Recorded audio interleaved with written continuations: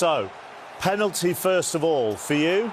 Is it a foul? Yes, it's a foul. I mean, a great ball from Bruno Fernandes, and the fact that the ball goes down the side, Cunha gets away from Lacroix. He has his hands on top of him. He pulls it back. Was it enough for Cunha to go down?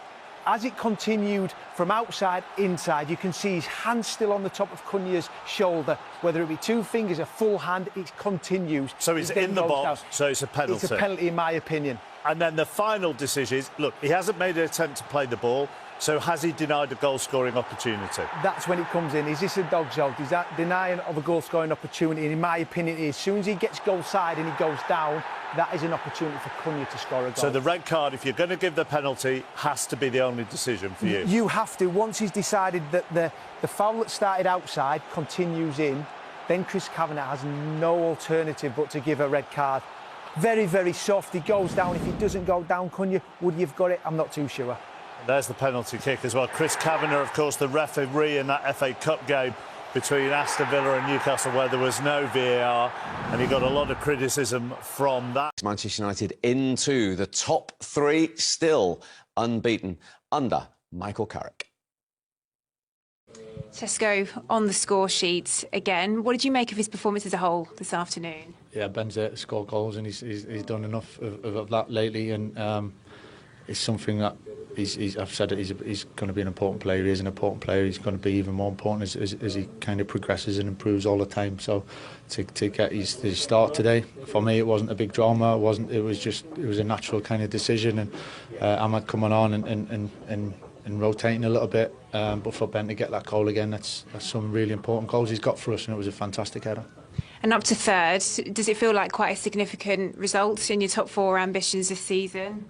It was more the way the game went, to be honest. I think wherever we were in the league, I think there was more of, as I said, that new kind of challenge in some ways for us to be down like that at home and overcome it. I think that was the biggest thing from today. Yeah, we've moved up a position, which obviously is nice, but it's 1 week, it's one weekend again, so we're not getting carried away with that. But it's more the performance and the way we've done it. I think that the boys will benefit a lot from that. Well, he keeps saying he isn't getting carried away. He might just get carried away with these figures when we show you what Benjamin Šeško has done in the one game under Darren Fletcher in the Premier League, and then under him, because he brought him in from the start for the first time under him after all the substitute goals today, Righty, and he's replied with another goal, the match-winning goal. Another great goal as well, and especially when you've got somebody who can put it pinpoint like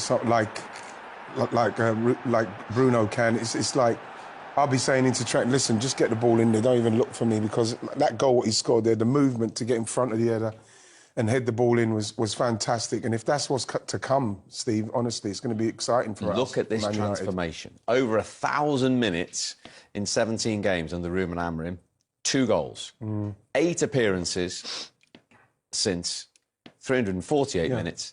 7 goals. I think that you've got to say something, Gaffer, in respect of Pete. Like, you've got Kobbie Mainoo in there, you've got Bruno pushed up, you've got Mbeumo, you've got him in the centre, obviously he's just starting, and you've got the ball coming in there on a regular basis.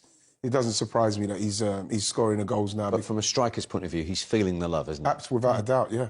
Without a doubt. And you look at this Man United team with Bruno there, because, he's one of my favourites.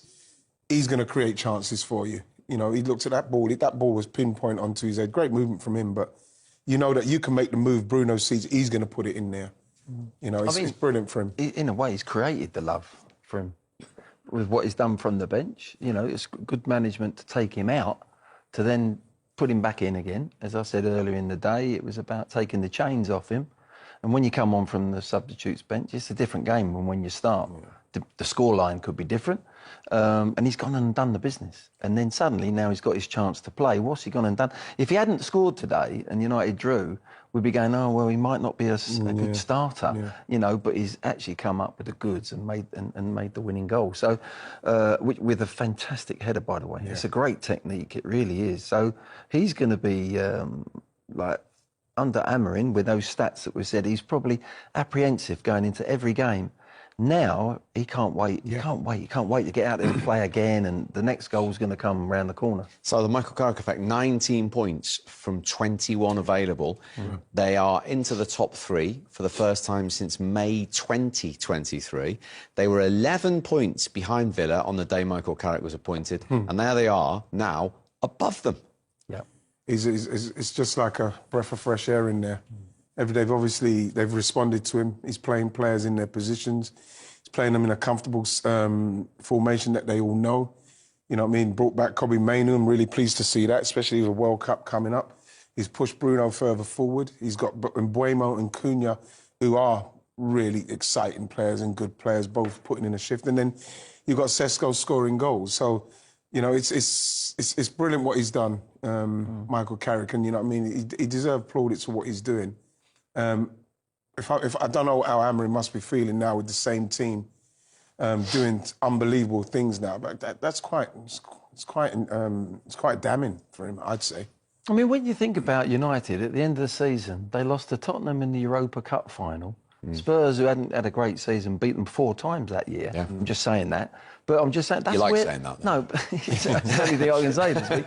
But that's where they were. Yeah, and. It hasn't happened where you go, well, Amorim, you know, built something up and the basis was already there. No, it wasn't. They were plodding away, looking the same team, going to end up in the same position as they did last year, possibly, or maybe a little bit improved on that. But they ended up, whatever they ended up, down the bottom half of the league. Now, if someone had shook you and said, yeah, but you wait until March, they're going to be 3rd in the league, blah, blah, blah, you go, forget it, no chance. Michael Carrick has done an unbelievable job. Incredible job. How can you not give him that job? If they finish in the Champions League, Well, if they finish in the Champions League, even if they don't, even if they don't, the improvement of what's happening, it's not always by. So if they finish 6th and miss out on Champions League football, you'd still give him the job. Yeah. Well, if they carry on like that, I would. If you don't give him the job, right? If you didn't give him the job and they ended up 6th or 5th and it didn't happen, why would you say no? You're not the right man. Yeah. What he's done from where I'm saying last year, where they finished the season. Absolutely rock bottom. Started the season, nothing to change much. And he, in what, a short period of time. Now, it's always dangerous. It's always dangerous to have an interim or a caretaker manager. When you give him the job, sometimes it's the real thing then, you know. But I think he's earned the opportunity, and I think he's got the character and the temperament to actually to deal with it, even when he becomes the full boss. Well, time will tell. They're up into the top 3. They're in the box seat as we stand for this Champions League race. Liverpool have won a couple of games. Aston Villa haven't. Is there a worry? They're still in the Europa League, a competition they feel they can win, that they might slip out of the top 5 and not finish in the Champions League? Yeah, especially if you're going to lose to Wolverhampton Wanderers, who, let's face it, they probably are gone. You know, I know it's a massive derby game for Villa and Wolves, but you can't be losing that game if you've got aspirations of playing Champions League football.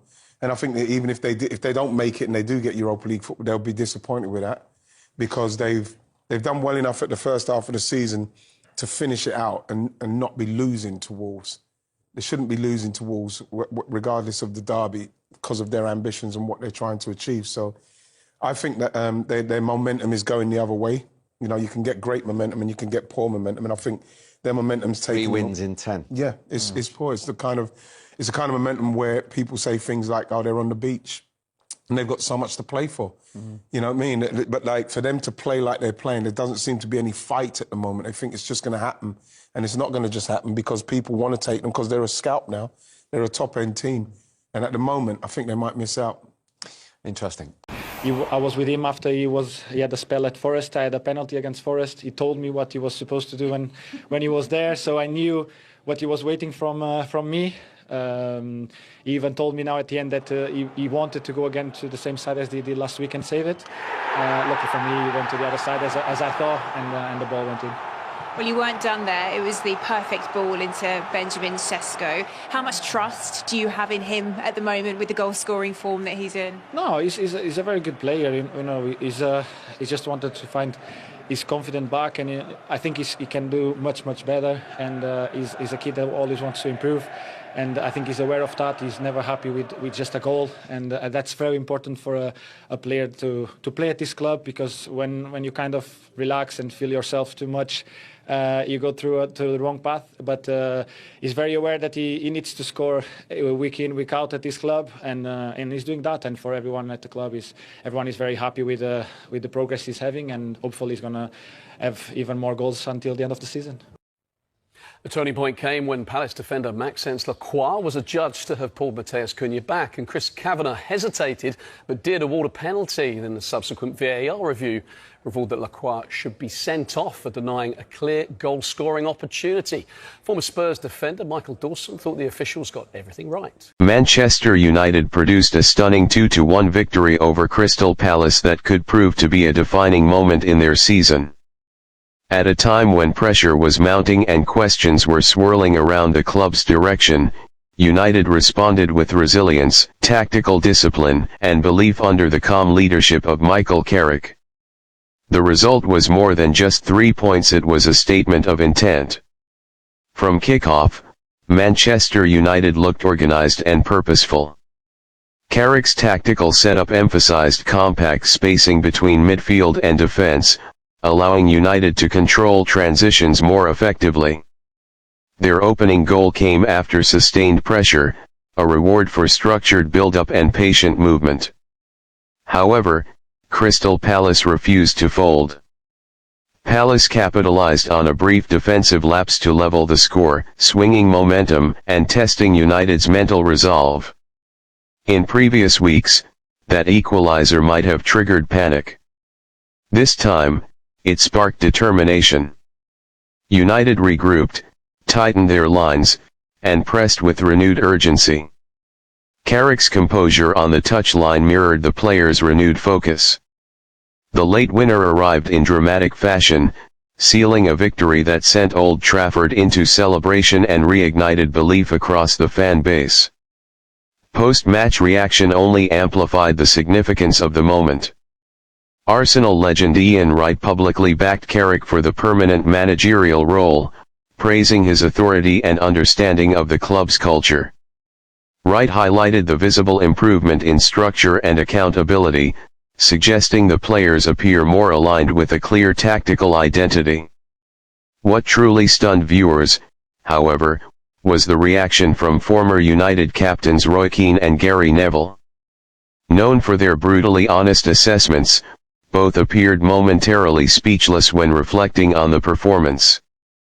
Keane emphasized the character shown after conceding, noting that United finally looked like a team willing to fight for each other. Neville focused on the tactical clarity, pointing out improved pressing triggers and smarter ball progression through midfield. In a rare moment of unified praise, both fully backed Carrick, suggesting that stability and internal understanding may outweigh the temptation of an external appointment. The broader question now dominates discussion: is this the beginning of a genuine revival at Old Trafford? The performance showcased organisation, belief, and emotional resilience, qualities that have been inconsistent in recent seasons. Fans are buzzing, pundits are debating, and the pressure surrounding the managerial decision continues to build. One victory does not guarantee transformation. Consistency will ultimately determine whether this was a temporary spark or the foundation of a new era. Yet this result has undeniably shifted the narrative.